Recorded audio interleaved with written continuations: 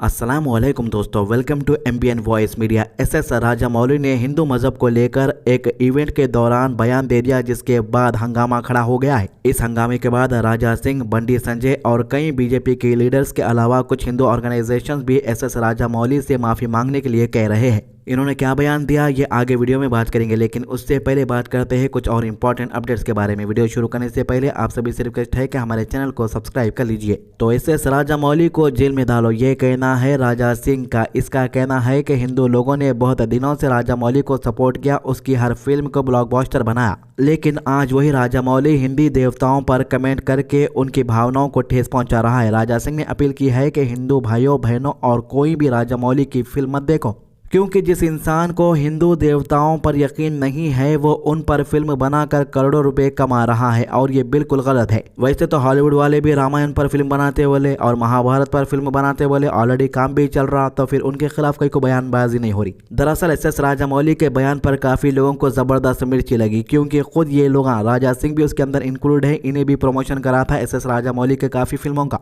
इसका कहना है कि एसएस राजामौली को समझना चाहिए कि हिंदू समाज को दुख पहुंचाना कोई छोटी बात नहीं, और अगर हिंदू लोग उसकी फिल्में देखना बंद कर दे तो राजामौली की जिंदगी और कैरियर की हाल में जो तबाही होगी वो सोच भी नहीं सकता। इस मुद्दे पर बंडी संजय भी सामने आया। इसने कहा कि राजामौली के लिए दुआ करता हूं कि वे लंबी उम्र पाए, जिंदगी में आगे बढ़े, लेकिन साथ ही साथ वो ये दुआ करते हैं कि भगवान राजामौली को सही रास्ता दिखाए, उसके दिल में श्रद्धा पैदा करे और वो हिंदू देवताओं की शक्ति और दया को समझ सके। इस पूरे मामले में विश्व हिंदू परिषद भी मैदान में आ गया है। उन्होंने क्लियर वार्निंग दी है कि अगर राजामौली ने हनुमान जी के बारे में की गई बातों पर फौरन माफी नहीं मांगी तो वो उसकी फिल्म रोक देंगे, पूरे देश में इसका विरोध किया जाएगा। इसका कहना है कि राजामौली पैसों का घमंड में आकर देवताओं के खिलाफ बोल रहा है, लेकिन हिंदू समाज ये सब बर्दाश्त नहीं करेगा। तीनिकेला सच्चा कुमार का कहना है कि राजामौली ने देवताओं को लेकर जो लफ्ज बोले हैं वो धर्मद्रोह के बराबर है और उसे फौरन अपनी गलती माफी मांगनी चाहिए। ये पूरी कंट्रोवर्सी तब शुरू हुई जब वाराणसी में वानर सेना नाम के ऑर्गेनाइजेशन ने राजामौली के खिलाफ शिकायत दर्ज कराई। पुलिस के मुताबिक उन्होंने कहा कि राजामौली ने हैदराबाद में एक इवेंट के दौरान कह दिया कि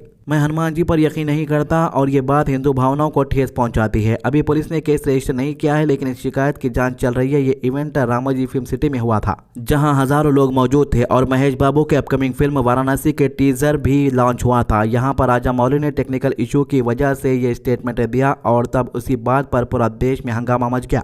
इस वक्त पूरा मामला अभी गर्म है। एक तरफ हिंदू संगठन का विरोध, दूसरी तरफ पॉलिटिकल लीडर्स की स्टेटमेंट और तीसरी तरफ फैंस का कंफ्यूजन। राजामौली पर दबाव बढ़ता जा रहा है। लोग ये कह रहे हैं कि एक तरफ वो हनुमान जी को नहीं मानते और दूसरी तरफ उनकी देवताओं पर आधारित बड़े बड़े सीन और डायलॉग अपनी फिल्मों में दिखाते हैं। यकीन नहीं तो फिर इनका नाम पर बिजनेस क्यों कर रहे हैं? देखो भाई, बिजनेस अलग चीज़ है, यकीन अलग चीज़ है। ये चीज़ें अनभक्तों को नहीं समझा सकते। तो लिंडू जो है जीएचएमसी के इलेक्शन के बिल्कुल करीब हैदराबाद को आ गया, बड़े बड़े डेवलपमेंट के दावे कर रहा। जी हाँ, जीएचएमसी के इलेक्शन के बिल्कुल करीब आ चुका है ये, और जैसे इलेक्शन का टाइम आता है राजा सिंह का पुराना पॉलिटिकल नौटंकी मोड वापस ऑन हो जाता। गोशा महल की पब्लिक जो महीनों से परेशान थी, उनकी आवाज़ सुनने वाला कोई नहीं था। एआईएमआईएम के एमएलसी और लीडर्स, कॉरपोरेटर्स जाके वहाँ पर के लोगों की मदद कर रहे थे, तब ये वहाँ पर नहीं था। ना कोई काम, ना कोई सुनवाई, लेकिन जैसे ही वोट की खुशबू हवा में फैलती है, बस इसे कुछ दिन पहले राजा सिंह यहाँ पर एंट्री मारता है और डेवलपमेंट का ड्रामा शुरू कर देता है।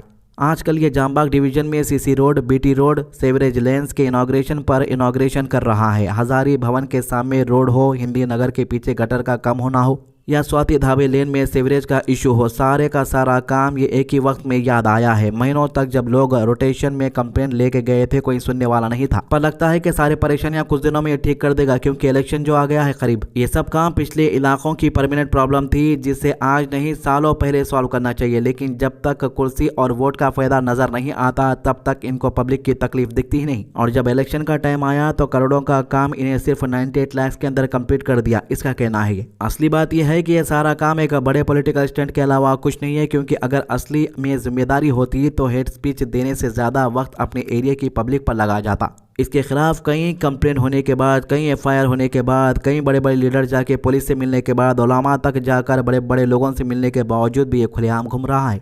सबके सवाल यही है, मुझे पता है कमेंट आएंगे कि इतनी एफआईआर होने के बावजूद, इतने सारे हेट स्पीचेस के बावजूद तेलंगाना गवर्नमेंट अब तक इस इंसान पर एक्शन क्यों नहीं ले रही। आखिर कौन सी वजह है कि बार बार कानून को चैलेंज करने के बाद भी इसको कोई नहीं छूता। क्या वोट बैंक पॉलिटिक्स इतनी ज्यादा पावरफुल हो चुकी है। कुछ देर पहले मैं एक पोस्ट देख रहा था जो SHO तोली चौकी की तरफ से पोस्ट किया गया था। इसके अंदर एक बड़ा दावा किया जा रहा है और ये पोस्ट वायरल भी हो गया। इसके अंदर लिखा है 4 persons were found roaming in the Tolichoki police station limit at midnight without any valid reason, booked a petty case and have been remanded to judiciary custody for 3 to 7 days by the Honorable 13 Special Court, Manorajini Complex। तो बहुत बड़ी controversy भी बन रही है चीज़ के। 4 लोग घूम रहे थे, कोई भी वैलिड रीज़न पुलिस को नहीं बता तो पुलिस वाले 7 दिन तक जेल में भेज दिए। और जो शख्स दिन रात भड़काऊ भाषण देता रहता है, इतनी FIR दर्ज होने के बावजूद भी पुलिस वाले इसे पकड़कर नहीं जेल में डालते। अगर आप माई मंदी खाने निकल गए, पुलिस वाले सामने आ गए, क्या कर रहे भाई, बोलते मंदी खाने गए बल्कि बोलना भूल गए, तो 7 दिन जेल में जाना पड़ता अपन लोगों को। तो बड़े भाई, अगर से आम आदमी, जाहिर सी बात है कि टेक्नोलॉजी इतनी आगे बढ़ चुकी है, अगर कोई गुनहगार भी है तो उसका आधार कार्ड का नंबर, पुलिस वालों का जो फोन रहता उसमें एप्लीकेशन रहता, उसमें एंटर करते कि उन्हें क्या क्या गुनाह करा, पूरा रिपोर्ट्स मिल जाती उन लोगों को। अब उतनी फुर्सत भी कहाँ रहती, और वो एप्लीकेशन चलाने के वास्ते कम से कम डिग्री पास होना पड़ता।